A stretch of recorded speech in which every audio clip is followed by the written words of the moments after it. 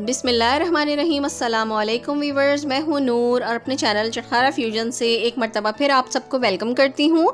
आज मेरे किचन में कुछ नहीं पक रहा, बल्कि आज मैं आप लोगों को बताऊंगी कि हम ऑर्गेनिक हल्दी घर में किस तरह से बना सकते हैं और उसके बेनिफिट्स क्या क्या हैं। जैसा कि आप लोगों को पता है कि टर्मरिक, ऑर्गेनिक टर्मरिक जो है वो एंटीऑक्सीडेंट और एंटी इन्फ्लेमेटरी होती है और ये बहुत ही easy, simple but best source है इम्यूनिटी को बूस्ट करने के लिए। स्ट्रेस और डिप्रेशन को कम करती है। इसके अलावा ये हमारे हार्ट की हेल्थ के लिए बेस्ट है। जिनकी हड्डियों में दर्द रहता है और जिनको जॉइंट्स में पेन रहता है उनके लिए भी ये बेस्ट है। इसका रेगुलर और परमानेंट यूज जो है वो आपको इन तमाम पेन से रिलीफ दिला सकता है। लेकिन वही बात है कि हर चीज को एक एतदाल में इस्तेमाल करना चाहिए। किसी भी चीज की ज्यादती जो है वो नुकसानदेह साबित हो सकती है और यही बात है कि टर्मरिक का अगर ज्यादा इस्तेमाल कर लिया जाए तो ये हमारे लिए नुकसानदेह भी साबित हो सकती है। लाइक हम नोजिया के पेशेंट्स भी बन सकते हैं। इसलिए आज मैं आपको बताऊंगी इस वीडियो में कि हम हल्दी को किस मिकदार में और किस तरह से इस्तेमाल कर सकते हैं अपने इसके बेनिफिट्स को हासिल करने के लिए, और घर में ही हम मिलावट से पाक ऑर्गेनिक टर्मरिक किस तरह से तैयार कर सकते हैं। ये सब जानने के लिए वीडियो को पूरा देखिएगा एंड तक।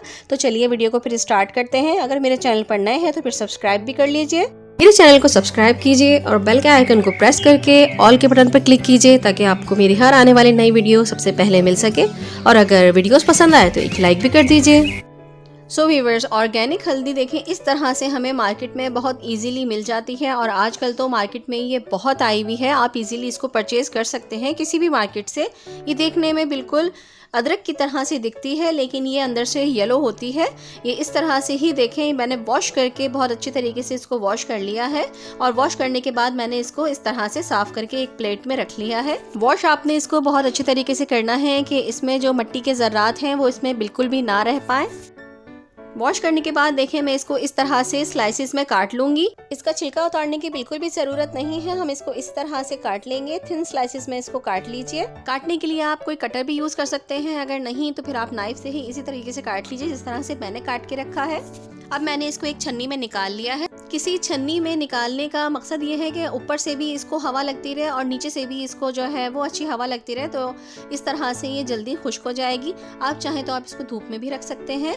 अगर धूप में नहीं रखना चाहें तो आप इसको रूम में भी रख सकते हैं। रूम में रखने के बाद तकरीबन 3 से 4 दिन इसको सूखने में लगे हैं, क्योंकि मैंने धूप में नहीं रखा था, धो के साफ करके रखी थी ताकि इसमें मिट्टी वगैरह और ना आ सके, इसलिए मैंने इसको रूम में ही रख दिया था। क्योंकि सर्दियाँ हैं इसलिए विदाउट फैन मुझे 3 से 4 दिन लगे हैं इसको ड्राई होने के लिए। लेकिन अगर गर्मियों का मौसम है और अगर आप धूप में रख रहे हैं या फैन की हवा में रख रहे हैं तो ये और ज्यादा जल्दी खुश्क हो जाएगी। बस ये ड्राई हो गई है। अब इसको हम एक ग्राइंडर में बिल्कुल बारीक पीस के पाउडर बना लेंगे। ये देखिए व्यूअर्स, ग्राइंडर में पीस के मैंने पाउडर बना लिया है इसका। आप पाउडर बनाएं और इसको एक स्ट्रेनर से छानते जाएं और इसका बारीक पाउडर आपके पास आ जाएगा। और फिर जो मोटी बचेगी उसको दोबारा से ग्राइंडर में डालें और उसको दोबारा से जो है वो ग्राइंड कर लें।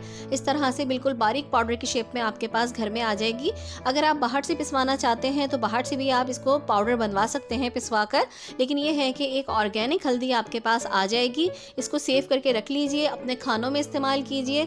इसके अलावा अपने खानों में इस्तेमाल करने के अलावा आप इसको रोज़ाना अगर गर्म पानी में भी पी रहे हैं तो ये आपके चेस्ट कंजेशन को भी जो है वो ख़त्म करती है।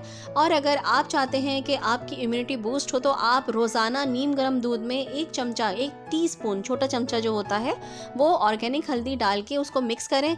उसमें आप हनी भी शामिल कर सकते हैं।